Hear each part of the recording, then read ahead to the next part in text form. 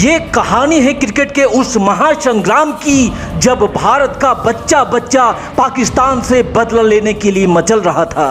13 दिसंबर सन 2001 Indian parliament पे हुए terrorist attack के बाद पूरे हिंदुस्तान का गुस्सा अपने चरम पर था और भारत ने पाकिस्तान के साथ किसी भी तरह का कोई क्रिकेट खेलने से साफ साफ मना भी कर दिया था। फिर आता है साल 2003 का वर्ल्ड कप, जहां ना चाहते हुए भी भारतीय टीम को पाकिस्तान से भिड़ना था और पाकिस्तान को हराकर उसे जलील करने का इससे अच्छा मौका भारत को कहीं मिलने वाला नहीं था। लेकिन अपने घमंड में चूर पाकिस्तान उल्टा भारत को हराकर उसका मुंह बंद करने की बात कर रहा था।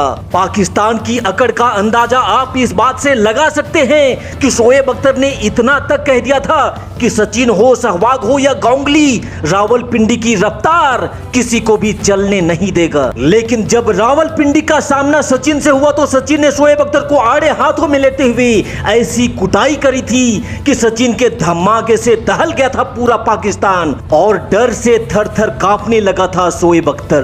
दोस्तों, क्रिकेट की सबसे बड़ी राइवलरी के महासंग्राम का ये पूरा हाईलाइट वीडियो हम आपको दिखाने जा रहे हैं। लेकिन आगे बढ़ने से पहले आपसे निवेदन है कि इस वीडियो पे एक लाइक जरूर दीजिएगा और जिन दोस्तों ने अभी तक हमारे चैनल को सब्सक्राइब नहीं किया है उनसे भी निवेदन है कि सब्सक्राइब वाला बटन भी जरूर दबा दीजिएगा। फिलहाल टीम इंडिया की दहकती आग में पाकिस्तान के घमंड को जला देने वाली इस धमाकेदार कहानी को शुरू करते हैं।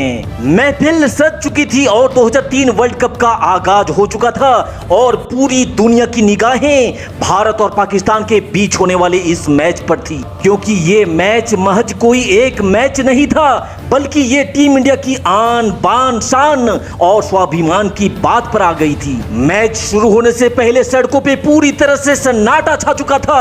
लोग अपने अपने घरों में कैद होकर के टीवी से चिपक चुके थे, क्योंकि हर कोई क्रिकेट इतिहास के इस सबसे बड़े जंग को अपनी आंखों से देखना चाहता था। एक तरफ जहां शोएब अख्तर मीडिया में बड़ी बड़ी बातें का डींगे हाँक रहा था, वहीं क्रिकेट का भगवान सचिन शांत दिमाग से चुपचाप नेट पे प्रैक्टिस किए जा रहे थे। और फिर इंतजार की घड़ी समाप्त होती है और दोनों टीम के कप्तान टॉस के लिए बीच मैदान पर आते हैं, जहां टॉस में किस्मत ने पाकिस्तान का साथ दिया और पाकिस्तानी कप्तान ने टॉस जीत करके पहले बल्लेबाजी करने का फैसला किया।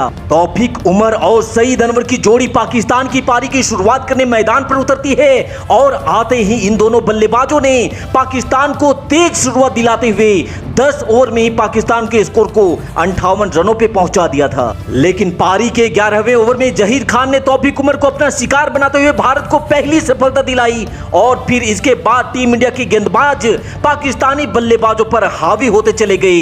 एक छोर से पाकिस्तान थोड़े थोड़े अंतराल पर लगातार बैक टू बैक अपना विकेट खोते जा रहा था, लेकिन दूसरी छोर पे सईद अनवर पाकिस्तान के लिए ढाल बनकर के खड़ा हो गया था। सईद अनवर ने पहले अर्धशतक और फिर शतक ठोका, जिसके दम पर पाकिस्तान ने निर्धारित 50 ओवर में 274 रनों का एक विशाल टारगेट भारत के सामने खड़ा कर दिया था। और 274 रनों का ये टारगेट भारत के सामने रख करके पाकिस्तान की टीम फूले नहीं समा रही थी, क्योंकि उनकी टीम में वसीम अकरम, शोएब अख्तर, वकार यूनुस, शाहिद अफरीदी और अब्दुल रज्जाक जैसे घातक गेंदबाज थे जो टीम इंडिया को चुनौती देने के लिए तैयार थी। यही कारण था कि 274 रन बनाने के बाद पाकिस्तान लगभग अपनी जीत को तय भी मान चुका था, क्योंकि वर्ल्ड कप के इतिहास में सिर्फ 2 बार ही अब तक ऐसा हुआ था कि किसी टीम ने 274 रनों के लक्ष्य को चेज किया हो। संपूर्ण पाक में भारत की हार का उत्साह था और मैच से पहले जीत का जश्न, जगह जगह सस्ते मिठाइयों के अंबार लगे थे। लेकिन उन नासमझ लोगों को ये कौन बताए कि उनकी ये सारी करतूतें दूर कहीं से उनका बाप देख रहा था। दुनिया के लिए ये लक्ष्य भले ही असंभव दिख रहा था, लेकिन भारतीय कप्तान गांगुली अपने साथियों के साथ इस असंभव को संभव करने की संविधान लिख रहे थे। और फिर वक्त आ चुका था टीम इंडिया की जवाबी कार्रवाई का, जहां मास्टर ब्लास्टर सचिन तेंदुलकर के साथ मुल्तान के सुल्तान वीरेंद्र सहवाग बदतमीज पाकिस्तान को तमीज सिखाने के उद्देश्य से मैदान पर उतरते हैं। और फिर वसीम अकरम के पहले ही ओवर में 9 रन ठोक करके भारतीय टीम ने अपनी मंशा भी साफ कर दी थी। लेकिन अब बारी दूसरे ओवर की थी, जिसे डालने आया था पाकिस्तान का सबसे घमंडी फेंकू और डींगे हाँकने वाला शोएब अख्तर। और यहीं से शुरुआत होता है बाप वर्सेस बेटे की जंग का ये महामुकाबला। अख्तर ने पहली गेंद पर सहवाग को बाउंसर मारी, जिस पर सहवाग बीट कर जाते हैं। और फिर अख्तर ने तंज कसते हुए सहवाग से कहा कि दम है तो चल, हुक मार करके दिखा। इस पर सहवाग का जवाब था, वो जो दूसरी छोर पर तेरा बाप खड़ा है ना, उसे बोल करके दिखा, वो तुम्हें मार करके दिखाएगा। फिर सहवाग ने सिंगल लेकर के स्ट्राइक सचिन को दे दी। फिर सचिन ने अख्तर की बाउंसर पर ऐसा प्रहार किया कि बॉल उड़ते हुए सीमा रेखा के बाहर जा गिरी। लेकिन अपने घमंड में चूर अख्तर के लिए ये तो सिर्फ एक ट्रेलर ही था। और फिर सचिन ने अख्तर को आड़े हाथों में लेते हुए बैक टू बैक 2 चौके और ठोक डाले।